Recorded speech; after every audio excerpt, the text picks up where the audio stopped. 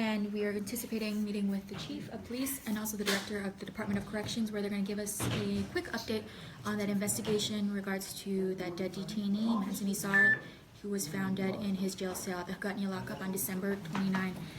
This is pretty much the basis of what they're going to say, so we don't expect much. Basically that the FBI is getting involved ASAP, and that there have been assertions publicly made that cast doubt on the investigation, so that is why the FBI will be getting involved. So they should be here any minute now. Without further ado. How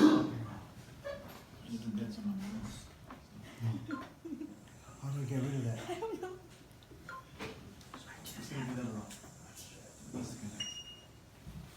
Just press blue, I think.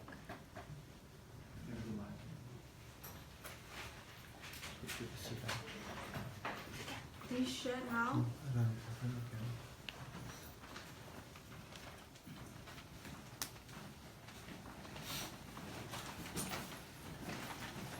If you haven't already, please silence your phones. Thank you.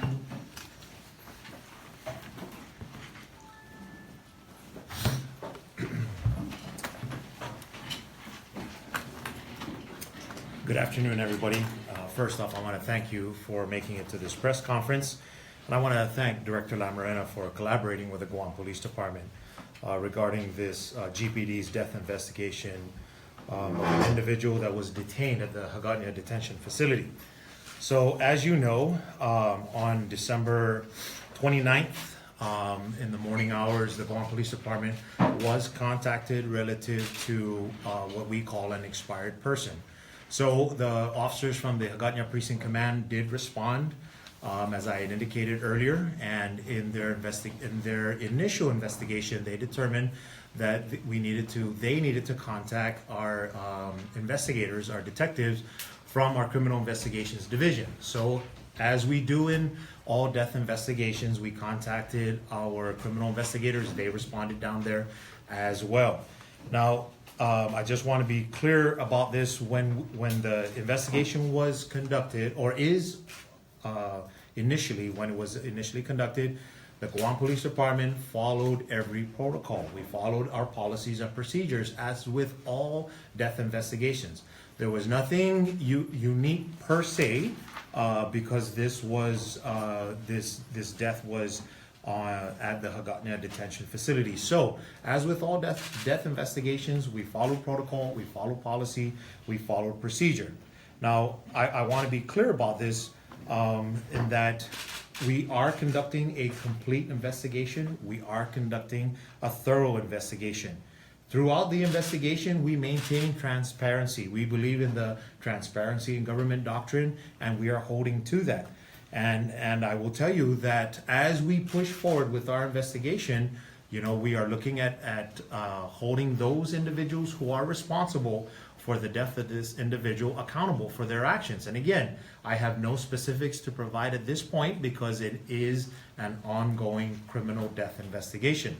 Now, with regards to the integrity of the investigation, which is why we're here this afternoon to conduct this press conference, I wanna assure the people of Guam that we are taking both Director Lamarena on behalf of the Department of Corrections and myself as the Chief of Police on behalf of the Guam Police Department. We're taking every step that we need to step to ensure that we maintain the integrity of the case of this particular investigation. So much so that we have even reached out to the Federal Bureau of Investigations, and we've asked them to assist us by taking a look at both investigations. Now, they, as federal partners, they are coming to the table. They are assisting in this particular case, and they will be providing an assessment into this matter to ensure, again, the integrity of this case. Again, they'll be looking at the administrative investigation, which DOC will be conducting, as well as the criminal investigation that the Guam Police Department will be conducting. So I just want to put it out there that as we move forward in this case, I know that there were concerns by the public about the integrity of this case, and that there were concerns that there could be some kind of impropriety. Again, I want to assure the people of Guam that with this particular case, as with any other death investigation, we cross every T, we dot every I, and we ensure that we investigate these cases accordingly. So much so, again, to maintain the integrity of this investigation and assure the public that we are following protocol and procedure. We have reached out to the Federal Bureau of Investigations, and they will be assisting us in that matter. So that being said, I just wanted to throw that to make it known to the people of Guam that is being conducted, and that I assure you that this matter will be handled accordingly. Yes. Is it possible the chief medical examiner can or has already jeopardized the investigation? I cannot speak on behalf of the comments that the chief medical examiner is making. However, I will tell you that we are confident in the policies and procedures and the investigative steps that we are taking to maintain the integrity of this case. To answer your question directly, I will tell you that we are confident on our side. We feel that the integrity of the case is still intact. And I want to assure the people of Guam and assure everyone that the integrity of the case is, as a matter of fact, still intact. And we don't believe that there is anything at this point that has jeopardized this case as we move forward. And again, it's the whole reason why we reached out to the FBI to maintain that integrity, to assure us that we are taking those steps to maintain this kind of integrity. Sir, Yes. actually my question is more directed towards Director Lamarena. Was there a change in the officer in charge that night that the detainee was allegedly assaulted? Again, we're looking at everything. Everything is currently under investigation. Again, we do the administrative side of the house. GPD does the criminal side of the house. So we're looking at everything. We've done interviews of all the officers. We are in the process of interviewing all the detainees at the facility at the time. So again, we don't want to release any information until we have a conclusion to the investigation. I do have a question that's more of a general question. When the officers conduct checks of the cells, as you mentioned, 30 minutes or every hour, is it just a standard head count, or are the detainees required to respond in the affirmative that they're present? Like, Okay, there's two types of counts. One is a head count, which primarily the officer goes around and primarily looks at heads and counts individuals. The other one is a standing head count, and that's normally done during reveille. So as the detainees or inmates are getting ready for breakfast and taking their showers and so forth, at that point in time we do a head count. So we match a name to the face. That's the standing head count? That's the standing head That's count. done once Correct. a day? Right.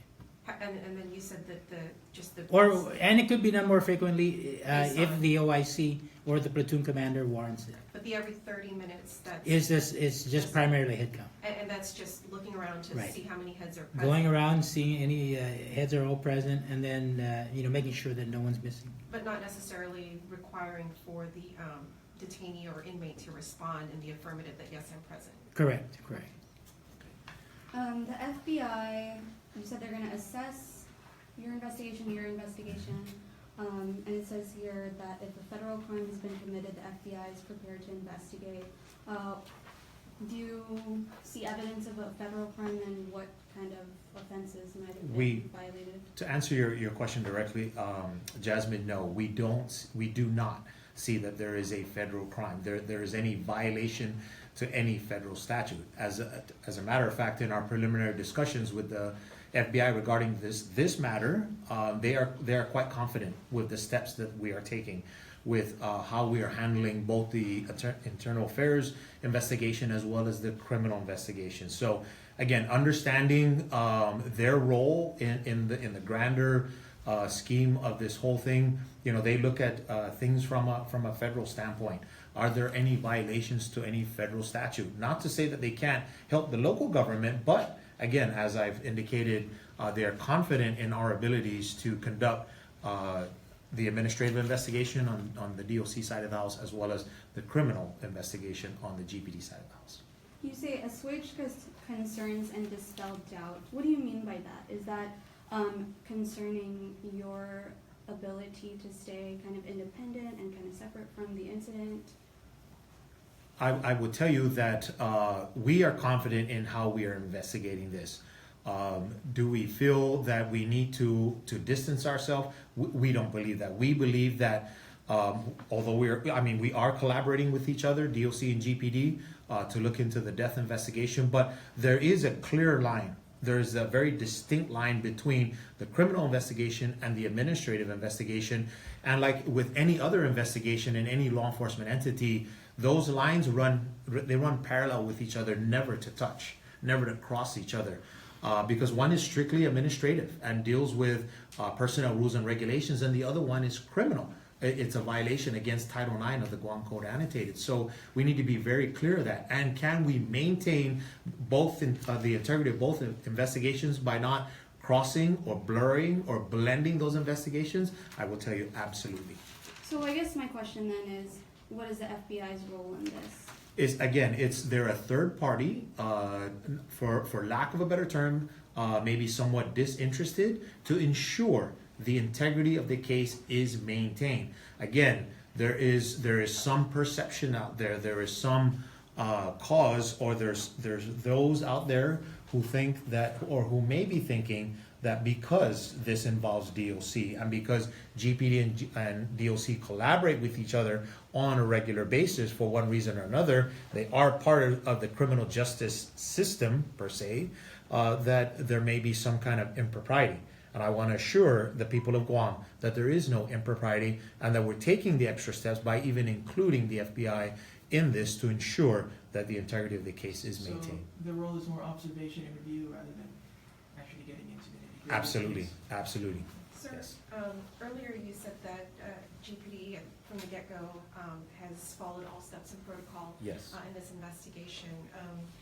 And you kind of ended your speech and took questions, but we didn't hear from Director Lamarena as far as protocol being followed. And I know that a lot of the questions and the doubt surrounding this investigation mostly points toward the DOC direction, since they are the ones who were responsible, or the agency where this happened at. What can you say about protocols being followed, given the fact that 2 detainees or 2 individuals under your custody have already been severely beaten, one resulting in death? And again, that's our main focus in our investigation is the administrative side. In the other situation, officers were given suspensions. One officer was terminated, and so again, that's our responsibility to make sure. Now, on the criminal side, we turn that over to GPD. As soon as the incident occurred and we were aware of it, we secured the area. We made GPD come in. We made sure that the scene, I know at one point, I believe it was you that asked me, because I had mentioned it was a possible crime scene. we treat, anytime there's a death situation, we treat it as if a crime has been committed, because we don't know until GPD comes in. So we try to preserve that scene as much as we can until GPD comes in. So on the administrative side, we have all our procedures in play. We have all our SOPs in play. Again, we constantly talk to our staff to follow these procedures, and in order to ensure their safety and the safety of those under our watch, we make sure that these SOPs are followed. So, Do you think that, that's the focus of our investigation. do you think the issue might be in the SOP, or do you think it's more of a human error? I think our SOPs we've reviewed. We're constantly reviewing our SOPs, updating them. As I read the SOPs that currently are in place, they're up to date. And we've been using them for many years. And again, situations like this should not have happened if these SOPs were followed. We'll take one more question from Crystal. How soon will the FBI get involved?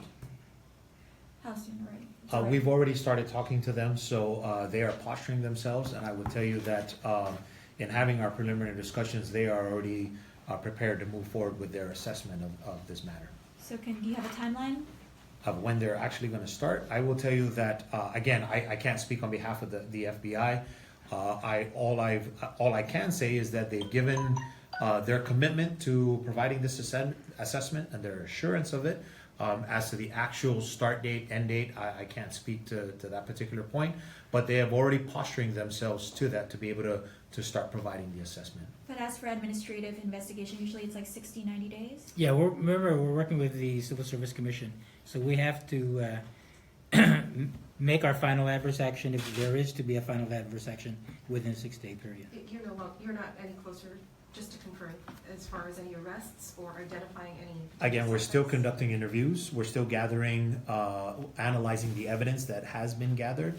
And again, you know, there was a mention about the chief medical examiner, we're still conferring with his office as to, you know, this particular case. So I will tell you that it's not that we're not any closer, but we are going through that process. And I would tell you that as soon as we get to that point where we feel that there is probable cause to effectuate arrest, we'll make that decision at that point. Can you please tell us how many people have been interviewed already? I can't give you a hard number at this particular point as to the number of interviews, but we've conducted several of them, many of them, I would say. Of both of- officers and? That's correct. That is correct. That Yes. also applies to the administrative investigation. Right, we interview primarily the same individuals that GPD has interviewed. Yes. Okay, that's gonna conclude this press conference today. Thank you for joining us. Any other questions you may have, you can refer them to myself or Kate Baltazar. Thank you. Thank you very much. Have a good day. Did you guys get the autopsy report yet? No, We have not. tell us when you get it. Wait. No, director, wait.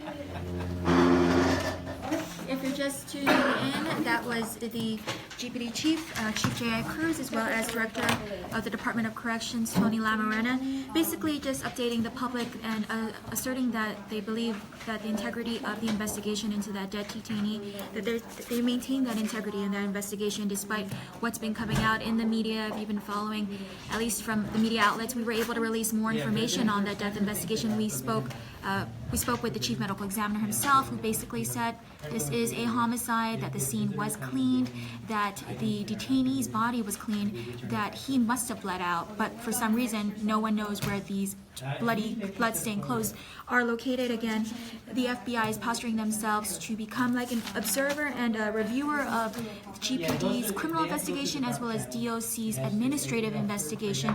Both parties only confirming that we can expect maybe something within 60 days relative to the administrative investigation if there was something to happen to any of the corrections officers that were on duty that day. Again, no probable cause at this point to effectuate any arrests. Again, they maintain the integrity of the investigation, and FBI is getting involved. That's pretty much it. For the rest of the story, you can watch KWAM tonight or check out any of our social media sites. Okay.